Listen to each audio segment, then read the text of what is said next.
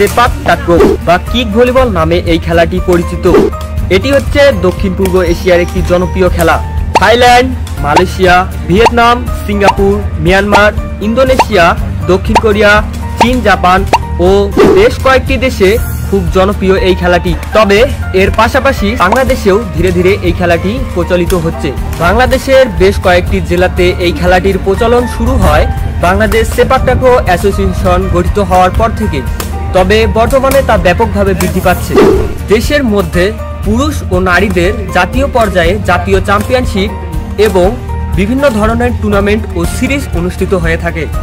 এছাড়াও দেশের বাইরে প্রায় আন্তর্জাতিক আসর বসে থাকে সেপাক টাক্রোর। আর এতে বাংলাদেশ সেপাক টাক্রো জাতীয় পুরুষ ও নারী দল অংশগ্রহণ করে থাকে। এশিয়ান গেমসে নিয়মিত সেপাক টাক্রো খেলাটি বিশ্বের প্রায় ৪৫টি দেশ আন্তর্জাতিক পর্যায়ে অংশগ্রহণ করে থাকে।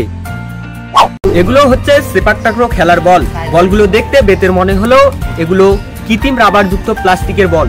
এটি হচ্ছে পুরুষদের খেলার বল আর এটি হচ্ছে নারীদের খেলার বল। এখন আমি সেপাক টাক্রো খেলার নিয়ম কানুন ও খেলাটি সম্পর্কে জানানোর চেষ্টা করব। আশা করি সকলেই বুঝতে পারবে। সেপাক টাক্রো খেলায় খেলোয়াড়েরা কেবল তাদের পা, হাঁটু, কাঁধ এবং মাথা ব্যবহার করে খেলতে পারেন। খেলার কোর্টটি হচ্ছে ব্যাডমিন্টন আকারে আর নেট ভলিবল আকারে হলেও এর উচ্চতা কম থাকে। পুরুষ এবং নারীদের নেটের ক্ষেত্রেও উচ্চতার পার্থক্য রয়েছে। সেপাক টাক্রো খেলায় মূলত কয়েকটি ইভেন্ট রয়েছে। ইভেন্টগুলো ভিন্ন ভিন্ন ম্যাচ ফরম্যাটে খেলা হয়। ইভেন্টগুলো হচ্ছে রেগু ইভেন্ট, কট event, mixed event, double event, team event এবং হুপ ইভেন্ট। খেলোয়াড়দের নির্দিষ্ট পজিশন থাকে। পজিশন অনুযায়ী খেলোয়াড়েরা ভূমিকা পালন করে থাকেন। খেলোয়াড়েরা মূলত 3টি পজিশনে খেলে থাকেন, যথা টেকং, ফিডার এবং স্ট্রাইকার। টেকং প্রতিপক্ষ টিমের কোর্টে বল সার্ভিস করে থাকেন।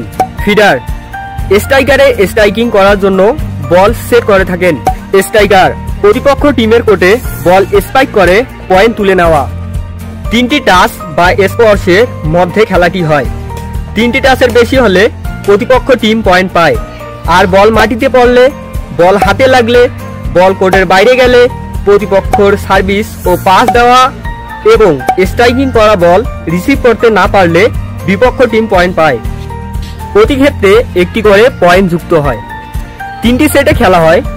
15 পয়েন্টে একটি সেট হয়। তবে 2 দলের পয়েন্ট স্কোর 14-14 সমতা হলে সেটটি 17 পয়েন্টে অনুষ্ঠিত হয়। যে দল 17 পয়েন্ট পায় সেই দল সেই সেটে জয়ী হয়। এক্ষেত্রে যে দল 2 সেটে জয় লাভ করে বা এগিয়ে থাকে সেই দল বিজয়ী হয়। আশা করি সেপাক টাক্রো খেলাটি সম্পর্কে বুঝতে পেরেছেন। সেপাক টাক্রো সৈয়দপুর প্রোফাইলটি ফলো করে পাশে থাকবেন। ধন্যবাদ।